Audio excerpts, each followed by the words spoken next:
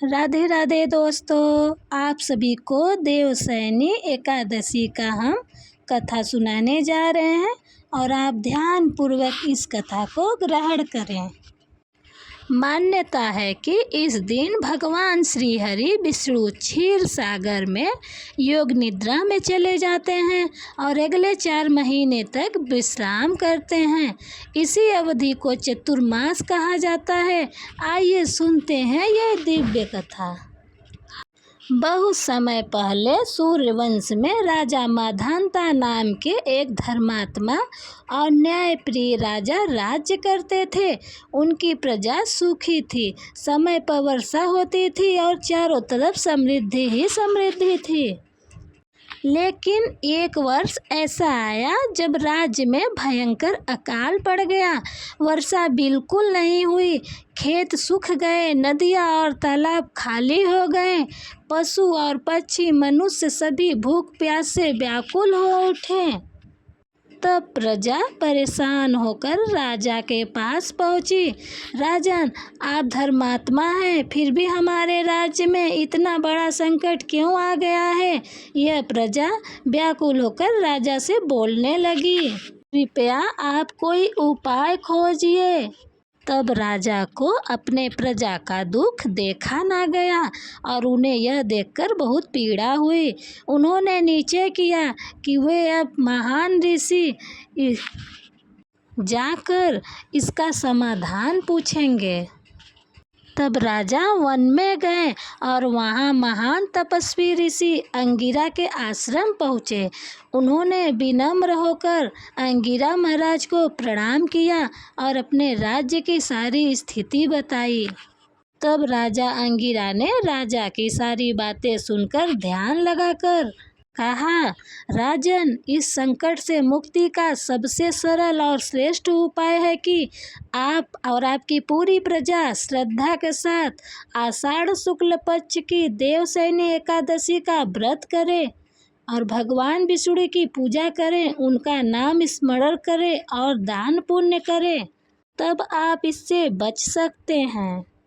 तब राजा ने हाथ जोड़कर कहा, गुरुदेव, आप जैसा कहेंगे हम वैसा ही करेंगे। तब राजा ने अपने सारे प्रजा को ये बातें सुनाई जाकर वहाँ पूरे राज्य में देवशयनी एकादशी का व्रत किया जाए।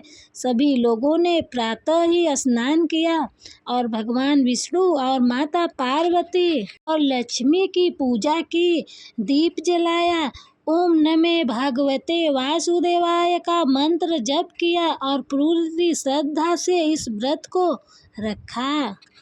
भगवान विष्णु अपने भक्तों की भक्ति से प्रसन्न हुए और कुछ ही समय बाद आकाश में घने बादल छा गए और तेज बारिश होने लगी। सूखे खेत फिर से हरे भरे होने लगे। नदियाँ और तालाब लबालब पानी से भर गए और राज्य में सुख और शांति और समृद्धि लौट आई। राजा और प्रजा दोनों बहुत खुश होने लगे और राजा और प्रजा ने भगवान विष्णु का धन्यवाद किया और हर वर्ष देवशयनी एकादशी का व्रत करने का साथ में मिलकर सभी लोगों ने संकल्प लिया। दोस्तों, मान्यता है कि इस दिन भगवान विष्णु 4 महीने के लिए योग निद्रा में चले जाते हैं। इस अवधि को चतुर्मास कहा जाता है। इन 4 महीनों में जप, तप, दान, भजन और सत्संग का विशेष महत्व होता है। विवाह जैसे मांगलिक कार्य सामान्यतः इस अवधि में नहीं किए जाते हैं।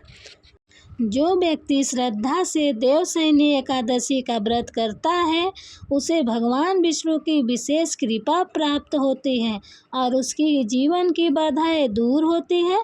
अंत में वो मार्ग मोक्ष को ले जाता है। इस कथा से हमें यह शिक्षा मिलती है कि जब जीवन में कठिन समय आए तब ईश्वर पर पूर्ण विश्वास करें। सच्ची भक्ति और सत्कर्म और धैर्य कभी नहीं छोड़ना चाहिए। भगवान अपने भक्तों की प्रार्थना अवश्य सुनते हैं और उचित समय पर उनकी सहायता अवश्य करते हैं। दोस्तों, यदि आपको यह देवशयनी एकादश की व्रत की कथा पसंद आई तो वीडियो को लाइक करें, अपने परिवार और मित्रों के साथ साझा करें। भगवान विष्णु की कृपा पाने के लिए आप कमेंट में राधे राधे लिखें। जय राधे राधे, जय श्री राम।